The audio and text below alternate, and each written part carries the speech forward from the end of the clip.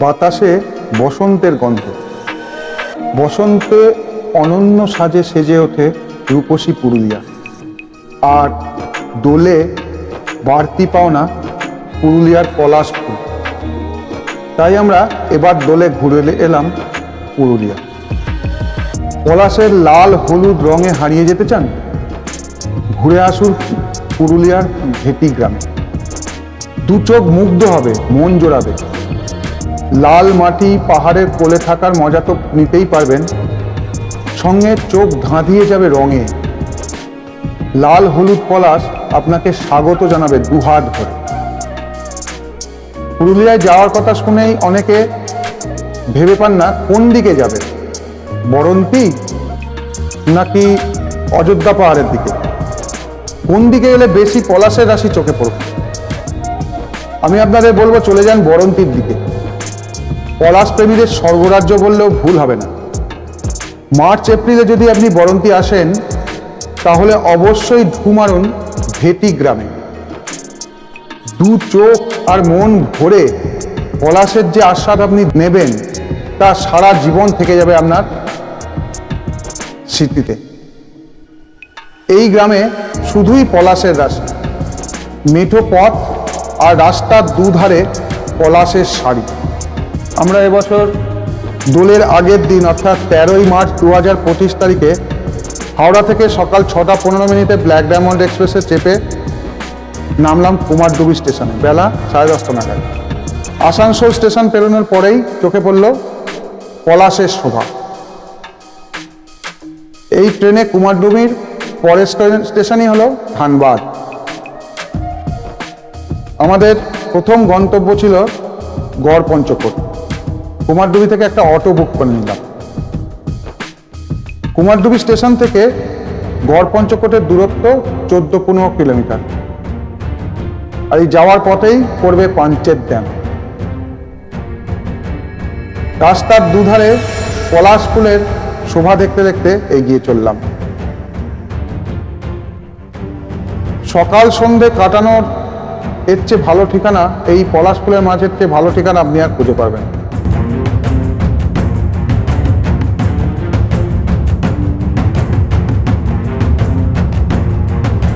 আমরা চলে এলাম পাঞ্চেত ড্যামে। পাঞ্চেত বাঁধ হলো দামোদর ভ্যালি কর্পোরেশনের দ্বারা পাঞ্চেত পাহাড়ের পাদদেশে নির্মিত 4টি বহুমুখী বাঁধের শেষ বাঁধ। প্রথম পর্যায়ে যে 4টে বহুমুখী বাঁধ তৈরি হয়েছে তার শেষ বাঁধ। এটা ভারতের ঝাড়খণ্ড রাজ্যের ধানবাদ জেলার পাঞ্চেতের দামোদর নদী জুড়ে নির্মাণ করা হয়েছিল এবং 1959 সালে বাঁধটি চালু করা হয়েছিল। পাঞ্চেত পাহাড়টি পুরুলিয়া জেলার উত্তর পূর্ব কোণে পশ্চিমবঙ্গ ঝাড়খণ্ডের সীমান্ত রেখার কাছে এবং দক্ষিণ পশ্চিম দামোদর নদী এবং এর উপনদী কাছেই এই পাঞ্চেত বাঁধ অবস্থিত। এই পাহাড়টির উচ্চতা সমুদ্রপৃষ্ঠ থেকে 2017 ফুট।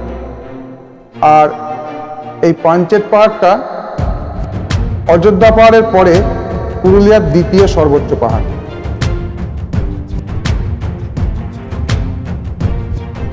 এই পাঞ্চেত ড্যামের পাশেই যে পাঞ্চেত পাহাড় রয়েছে, এই পাঞ্চেত পাহাড় আর এর সমৃদ্ধ বন কাশীপুরের প্রাক্তন মহারাজার নিয়ন্ত্রণাধীন পঞ্চকোট রাজ এস্টেটের মধ্যে ছিল এবং ঐতিহাসিকভাবে এটা গুরুত্বপূর্ণ। প্রকৃতপক্ষে মহারাজের দুর্গ হিসাবে ব্যবহৃত হতো। শত্রুদের মোকাবেলা করার জন্য এটি নিরাপদ স্থান ছিল এবং এই কারণেই পাহাড়টি গড়পঞ্চকোট পাহাড় নামেও পরিচিত। এর উদ্ভিদ আচ্ছাদন, বিস্তৃত জীববৈচিত্র্যের উদ্ভিদ এবং পাঞ্চেত বাঁধের সংলগ্ন বিশাল জলাধার পর্যটকদের প্রবলভাবে আকর্ষণ করে।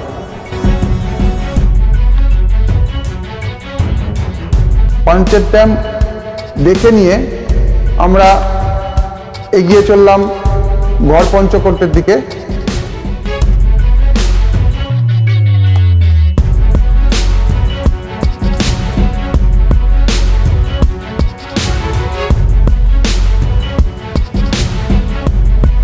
রাস্তায় যেখানেই পলাশের গাছ দেখতে পাচ্ছি, সেখানেই আমরা দাঁড়িয়ে কিছুটা সময় কাটাচ্ছি। বরন্তী থেকে বান্দারদেউল যাওয়ার পথেও পাবেন রাস্তার ধারে থাকা সার দিয়ে পলাশের গাছ। আমরা যেমন নামছিলাম তেমনই গাড়ি থামিয়ে আপনাকে পা রাখতেই হবে লাল মাটিতে। সবচেয়ে ভালো হয় স্থানীয় মানুষদের সঙ্গে কথা বলে নিলে কোন মেঠো পথ আপনাকে নিয়ে যাবে সোজা পলাশ বাগানে, তা তারাই ভালো করে বুঝিয়ে দেবে। তবে একটা অনুরোধ, গাছ থেকে পলাশ ফুল পারবেন না, গাছের নিচেই পড়ে থাকে ফুল, সেগুলো দিয়ে মালা বানিয়ে পরে নিন গলায় বা হাতে, নিয়ে আসতে পারেন সঙ্গেও, তবে গাছের ক্ষতি না করাই।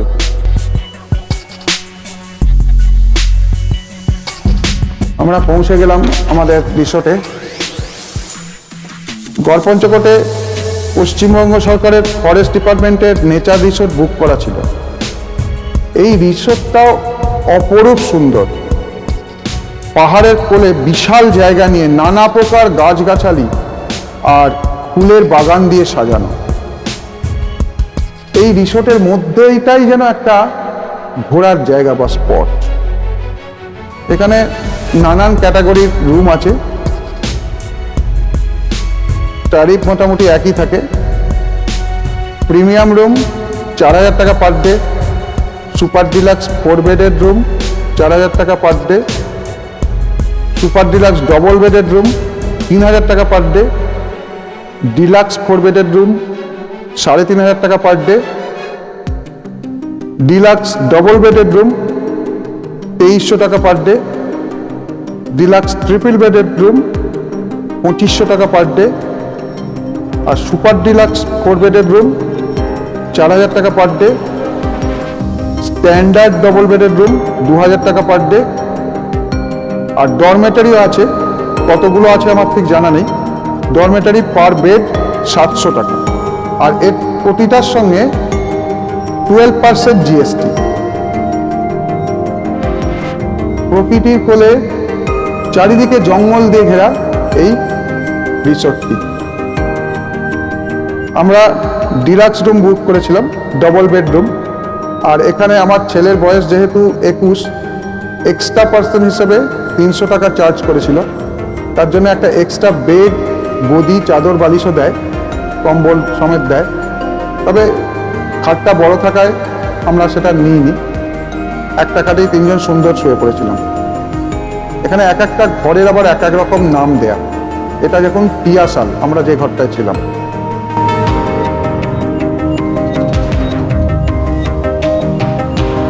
ঘরের সাজসজ্জা মোটামুটি ভালোই, যেমন হয় গভর্নমেন্ট লজগুলো।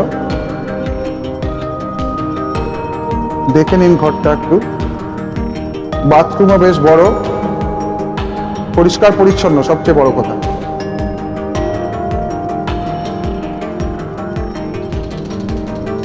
সবকিছু ঠিকঠাক কাজ করছিল, কোনো কিছু চলছে না এরকম ব্যাপার ছিল না। সাবান টাবান সবকিছুই দেওয়া ছিল।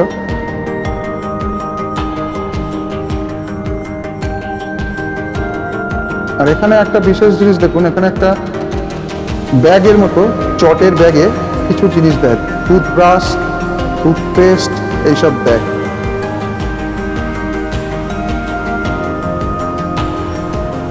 এটা একটা ব্রাশ রয়েছে, আর একটা প্যাকেটে দেখলাম 2টো ব্রাশ রয়েছে।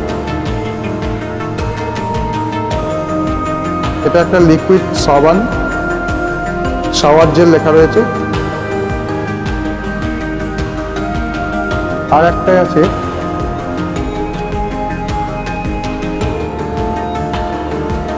একটার মধ্যে 2টো ব্রাশ আছে, একটার মধ্যে একটা ব্রাশ আছে, আর একটা ছোট্ট টিউব আছে টুথপেস্টের, আর একটা চিরুনি আছে। এগুলো এই রিসোর্ট থেকে গেস্টদের দেয়।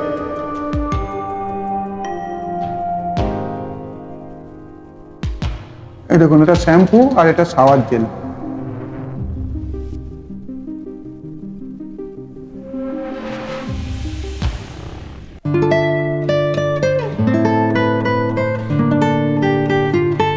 এটা দেখুন আরেকটি রুম, এটা 3 বেডের রুম, ডিলাক্স 3 বেডের রুম।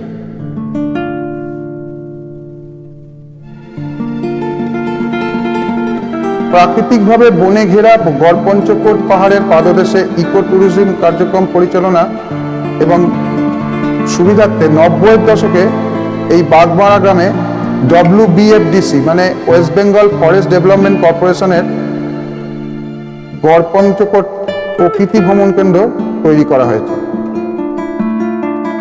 বর্তমানে অ্যাটাচ বাথ সহ 24টা এসি রুম রয়েছে এবং সঙ্গে রয়েছে শিশুদের খেলার মাঠ, গাড়ি পার্কিং ইত্যাদি মতো সমস্ত আধুনিক সুযোগ সুবিধা এই রিসোর্টটিতে রয়েছে।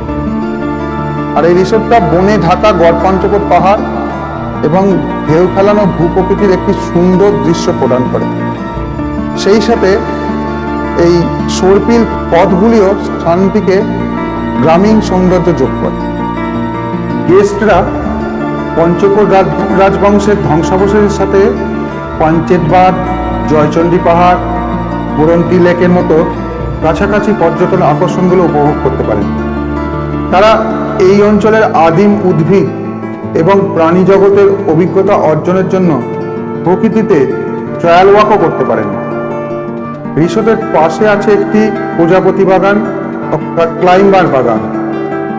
ভূষণ নেকড়ে, ডোরাকাটা হায়না, ভারতীয় প্যাঙ্গোলিয়ানের মতো বিরল প্রজাতির আবাসস্থান হওয়ার পাশাপাশি পঞ্চকোট পাহাড় পাখি এবং প্রজাপতির বিশাল বৈচিত্র্যকে সমর্থন করে। এইটি হলো রিসোর্টের রেস্টুরেন্ট।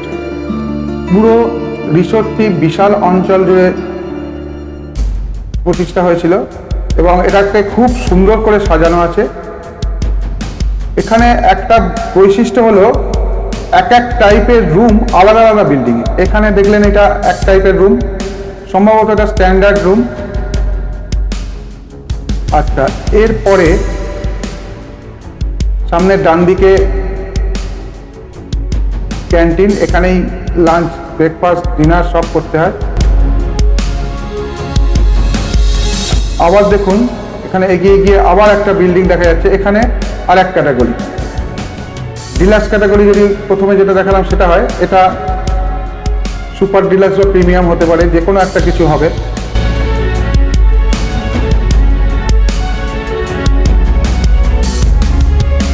চারিদিকে জঙ্গল। এখানে আবার আর একটা বিল্ডিং, এখানে হয়তো 4-5টা রুম আছে।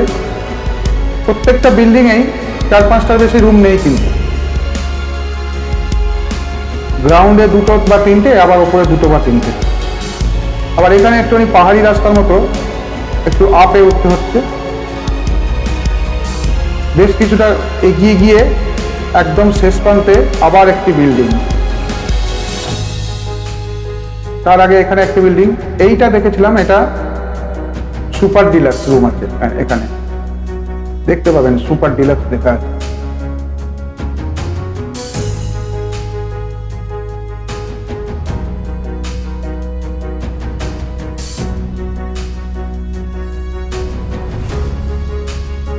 এইটা হলো রিসোর্টের একদম শেষ প্রান্ত, খানিকটা ওপরে উঠে একটু ঢালু রাস্তাটা। এখানে আবার একটা বিল্ডিং আছে। রাতের বেলাতেও এই রিসোর্টের মধ্যে হাঁটাচলা করতে এক অদ্ভুত থ্রিলিং অভিজ্ঞতা হয়।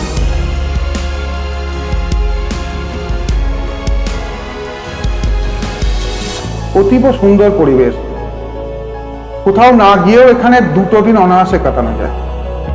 রিসোর্টে চেক ইন করে লাঞ্চ করেই আমরা বেরিয়ে পড়েছিলাম 2:30 নাগাদ। এই রেস্টুরেন্টটা দেখে নিন, ক্যান্টিন বলুন বা রেস্টুরেন্ট বলুন। এখানে কিন্তু খাওয়া দাওয়ার দামও খুব রিজনেবল এবং অতি সুস্বাদু খাবার। তারপরে আমরা আবার এগিয়ে চললাম জঙ্গলের পথ ধরে।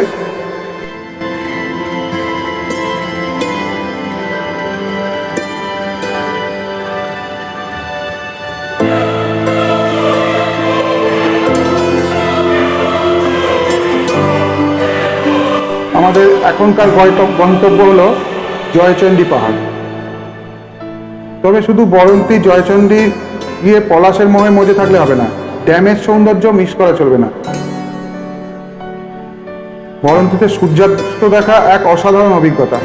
এছাড়া পাঞ্চেত ড্যাম যেটা আমরা হয়ে এলাম, মাইথনের ড্যাম, কল্যাণেশ্বরী মন্দিরও ঘুরে নিন, 2-3 দিন কাটিয়ে আসুন প্রকৃতির কোলে।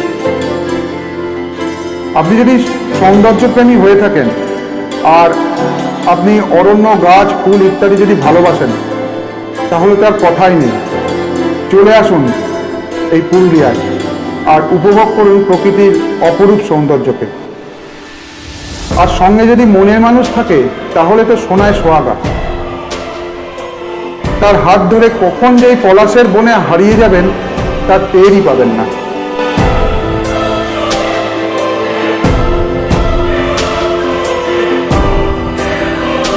চারিদিকেই শুধু পলাশ ফুলের সমারোহ।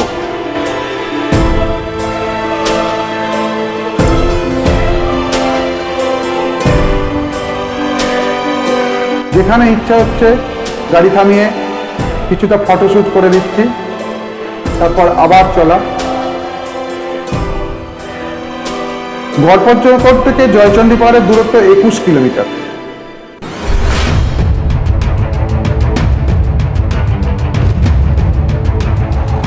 জয়চণ্ডী পাহাড় হলো ভারতের পশ্চিমবঙ্গ রাজ্যের পুরুলিয়া জেলার একটা জনপ্রিয় পর্যটন স্থান।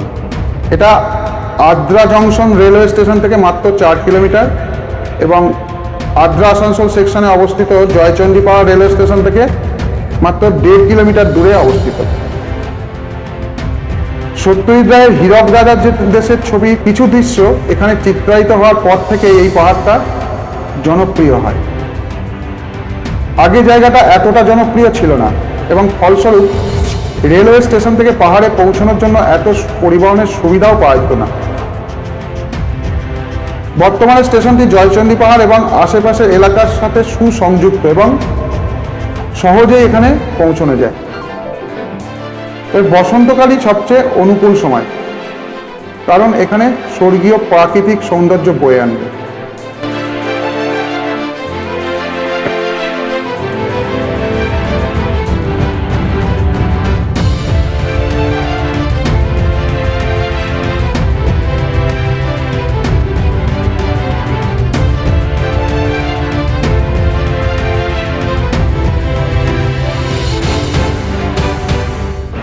এরপরে আমরা পৌঁছে গেলাম জয়চণ্ডী পাহাড়।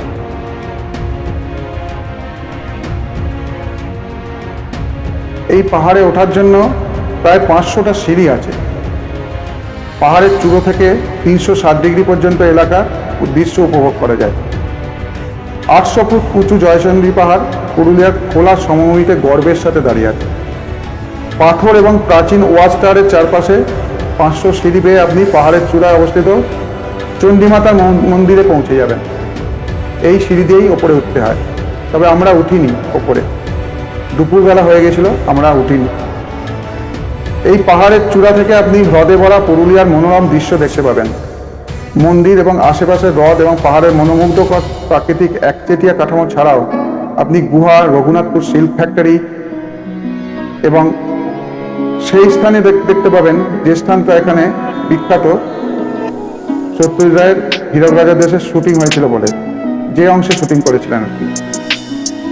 পাহাড়ের চূড়ার পথে যাওয়ার সময় একটা পরিত্যক্ত ওয়াচ টাওয়ার আছে, যা প্রায় 100 বছর আগে ডাকাতরা ব্যবহার করতে বলে জানা যায়।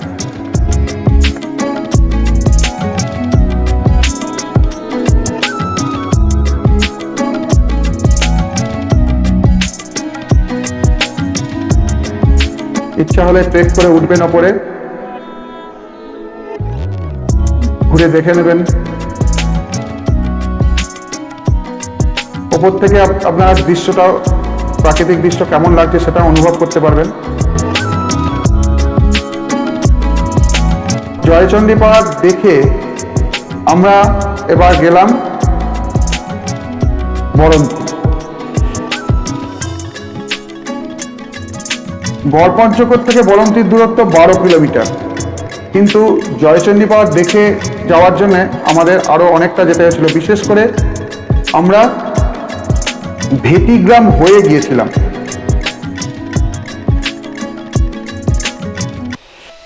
যার জন্য আমাদের আরেকটু বেশি সময় লেগেছিল, প্রায় 20-22 কিলোমিটার রাস্তা।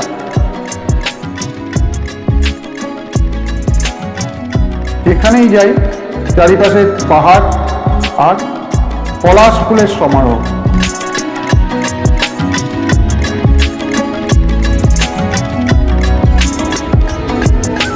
যেখানেই বেশি গাছের ঘনত্ব দেখতে পেয়েছি সেখানেই দাঁড়িয়ে একটু ভিডিও রেকর্ডিং করেছি, ফটোশ্যুট করেছি, আবার এগিয়ে চলা।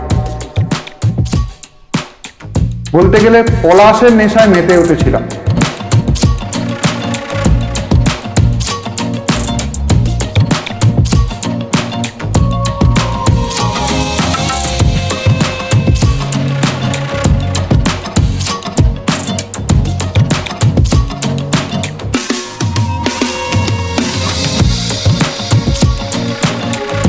একদম বিকেলে গিয়ে পৌঁছতে হবে, সূর্যাস্ত দেখতে হবে।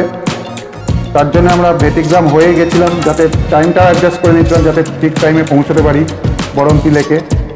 একটা পয়েন্ট আছে বরন্তী লেকের একটার দিকেই মানুষ ভিড় করে থাকে, দেখতে পাবেন কত মানুষ এসেছেন। এই বরন্তী পুরুলিয়ার একটা খুব সুন্দর গ্রাম, যেটা প্রতি ঋতুতে নতুন রঙে সেজে ওঠে। এখানে অল্প কয়েকটা পরিবার থাকে, বেশ ঘন জঙ্গল, একটা দারুণ সুন্দর হ্রদ, আর হ্রদের ধারেই ছোট্ট পাহাড়। মানে স্বর্গ রচনায় যা যা উপকরণ লাগে তা সবই এখানে একসাথে রয়েছে। এটাই হলো বরন্তী বৈশিষ্ট্য।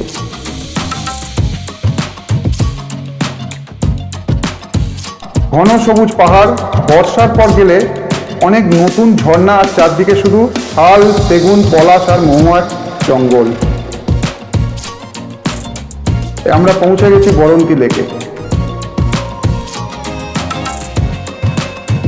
বুক ভরে শুদ্ধ বাতাস নিন আর শরীর ও মনকে আরো সতেজ করে তুলুন। অন্তত 10টা বা তার বেশি হোটেল বা রিসোর্ট আছে বরন্তীতে, তার বেশিরভাগই লেকের পাশে। আপনার পছন্দ ও বাজেট অনুযায়ী যে কোনো একটাতে চেক ইন করতে পারেন যদি আপনারা বরন্তীতে থাকতে চান। তবে মোটামুটি মাথা পিছু প্রতিদিন 1,500 টাকা থেকে 6,000 টাকা পর্যন্ত নিতে পারে।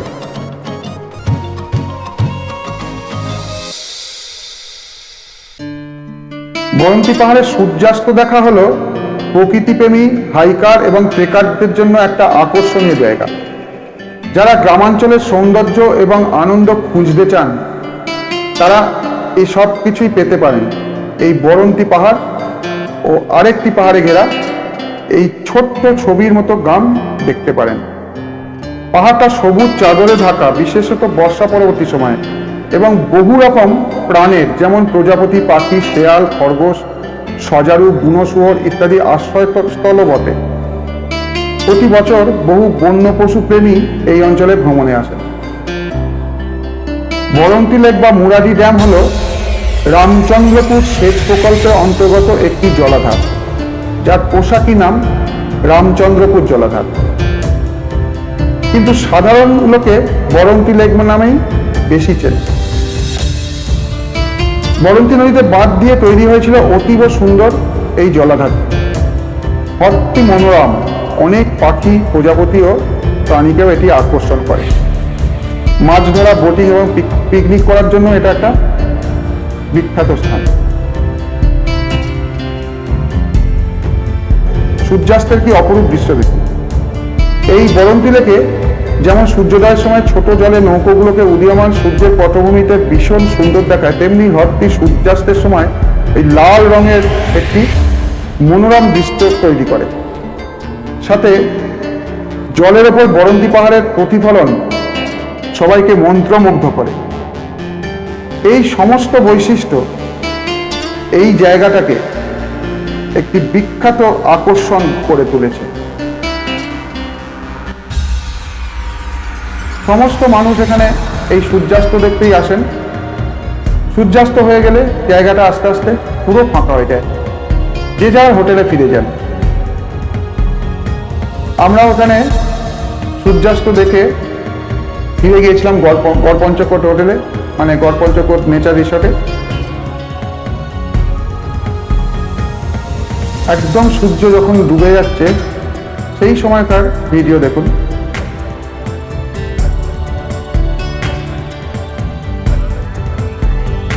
নর্মালি দেখুন এখানে আর কিছু বোঝাই যাচ্ছে না, সূর্যকে আর দেখাই যাচ্ছে না নর্মালি। এরপরে রাতে ফিরে এলাম আমাদের নেচার রিসোর্টে। রাতে ডিনারের আগে কিছুটা হাঁটাহাঁটি করলাম এই রিসোর্টের রাতের সৌন্দর্য উপভোগ করার জন্য।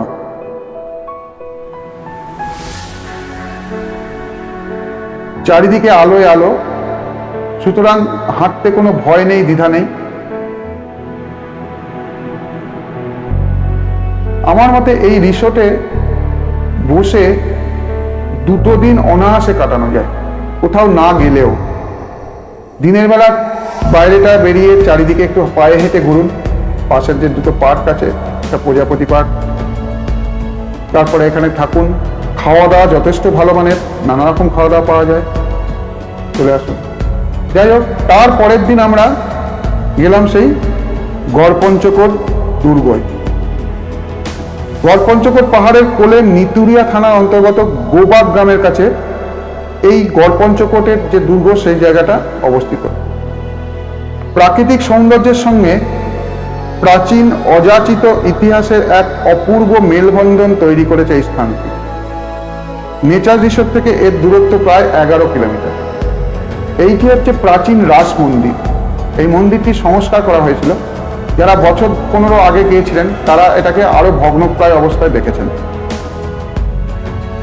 পঞ্চকোট পাহাড়ের পাদদেশে অবস্থিত রহস্যাবৃত ধ্বংসপ্রাপ্ত দুর্গটি গড়পঞ্চকোট দুর্গ নামে পরিচিত।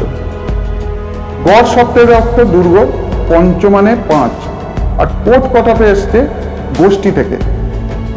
জানা যায় রাজা দামোদর শেখর 90 খ্রিস্টাব্দে পুরুলিয়া জেলার ঝালদা অঞ্চলের 5 জন আদিবাসী সর্দারের সাহায্য নিয়ে এই স্থানে তার রাজত্ব গড়ে তোলেন এবং সেই থেকেই এই জায়গাটির নাম হয় গড়পঞ্চকোট। পরবর্তীতে রাজবংশের উত্তরসূরিরা পঞ্চকোটে ছোট বড় মোট 40টি পাথর এবং পোড়ামাটির মন্দির তৈরি করেন। কারো কারো মতে এই মন্দিরগুলি রাজার নন, বরং ধনী বণিকরা প্রতিষ্ঠা করেছিলেন বলে জানা যায়। অনুমান করা হয় প্রায় 5 মাইল বিস্তৃত এই দুর্গটির 12 বর্গ মাইল বিস্তৃত প্রতিরক্ষা ব্যবস্থা ছিল।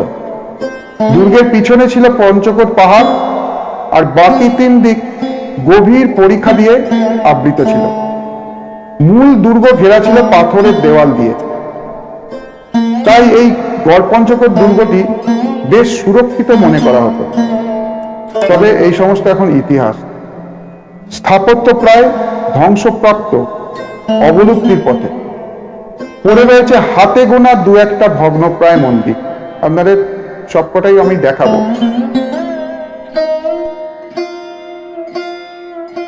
আর সেই রাজদুর্গ, তার অবস্থা তো আরো খারাপ। কিন্তু কি এমন ঘটনা ঘটেছিল যার জন্য আজ পুরুলিয়ার গড়পঞ্চকোটের অবস্থা এরকম হয়ে গেল?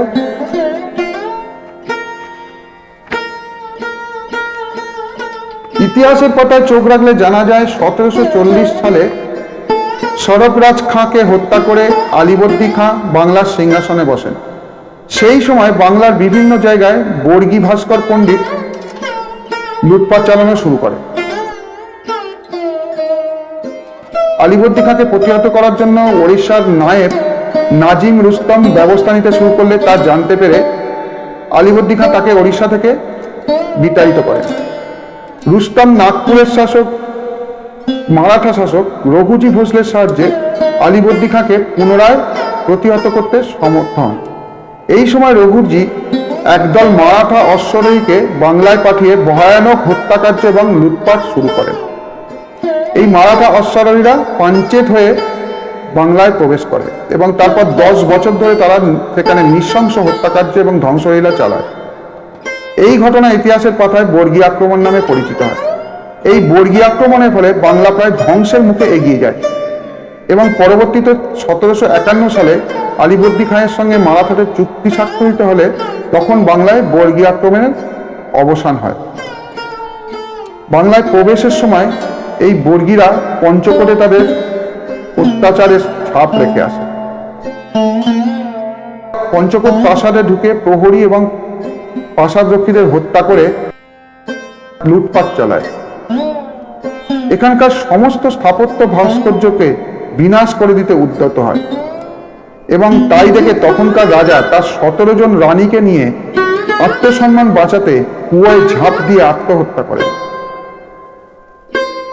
এইভাবে গড়পঞ্চকোট অবহেলিত, ধ্বংসপ্রাপ্ত, মৃত, ভগ্নপ্রায় অবস্থায় পড়ে থাকে।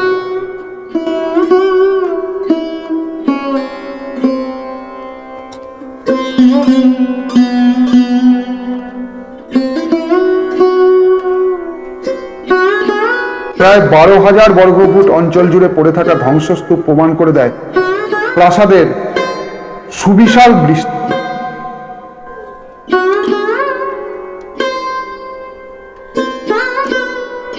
এই জায়গাটা ঘুরে দেখলে বোঝা যায় মানে 1000-1500 বছর আগেও কি নিপুণ কারুকার্য ছিল মানুষের হাতে। বাংলার মাটিতেই কত ঐতিহ্য নষ্ট হয়ে গেছে বিদেশি আক্রমণে। বাংলার বাইরের লোককেই বিদেশি বলছি, ভারতের বাইরের লোক তো আক্রমণ করেছে, বাংলার বাইরের লোকও এসে আক্রমণ করে বাংলার সমস্ত সম্পদ লুট করে নিয়ে গেছে।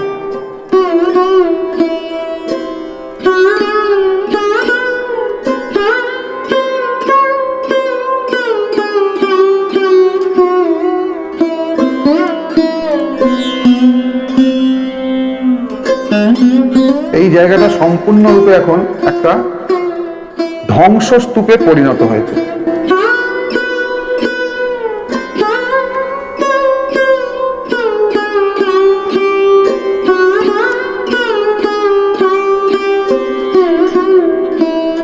গড়পঞ্চকোটের এই প্রাচীন দুর্গ দেখার পর আমরা চলে গিয়েছিলাম সোজা মাইথন। আমাদের পরবর্তী গন্তব্য ছিল মাইথন। এই মাইথনের ভিডিও আপনাদের পরবর্তী পর্বে দেখাবো।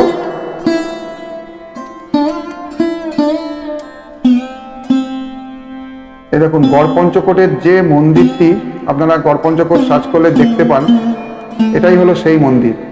পাহাড়ের কোলে যে মন্দিরটি দেখতে পান এটাই হলো সেই মন্দির।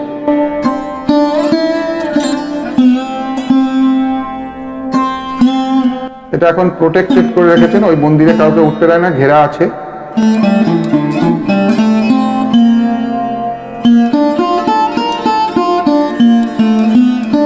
ধ্বংসপ্রাপ্ত মূর্তি পড়ে আছে, এরকম কত মূর্তি ছিল তার ঠিক নেই, যার অস্তিত্বই নেই। একটা হয়তো কোণে পড়ে আছে এখানে।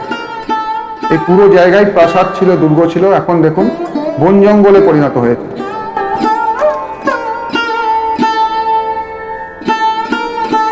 গভীরভাবে যদি বসে চিন্তা করেন দেখবেন কষ্ট হয় যে কিভাবে সবকিছু নষ্ট হয়েছে।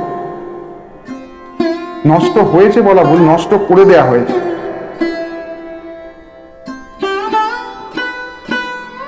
আমাদের ভারতবর্ষের তথা বাংলার বেশিরভাগই তো তাই। নষ্ট অনেক কিছু হয়েছে, মানে তার উত্তরসূরিরা আর দেখাশোনা করেনি, কিন্তু বেশিরভাগটাই ধ্বংস করে দেয়া হয়েছে বিদেশি আক্রমণ দ্বারা। সেগুলি নিদর্শন দেখতে পাবেন এখানে। এইসব নিদর্শন দেখার জন্যই এখানে আসা। এখানে গিয়েছিলাম আমরা সেই জন্য।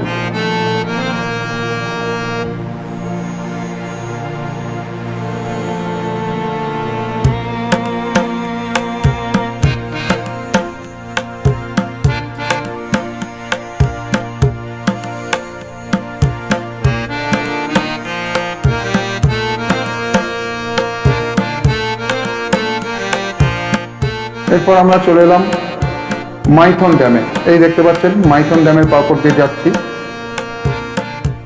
পরের ভিডিও আমি মাইথন ড্যাম সম্বন্ধে দেখাবো, মাইথনে কিরকম ঘুরেছি। মাইথন থেকে এখানে আমরা কল্যাণেশ্বরী মন্দিরে পুজো দিয়েছি, খুবই জাগ্রত মন্দির। মাইথন ড্যামে বোটিং করেছি, মাঝে সবুজ দ্বীপে গেছি।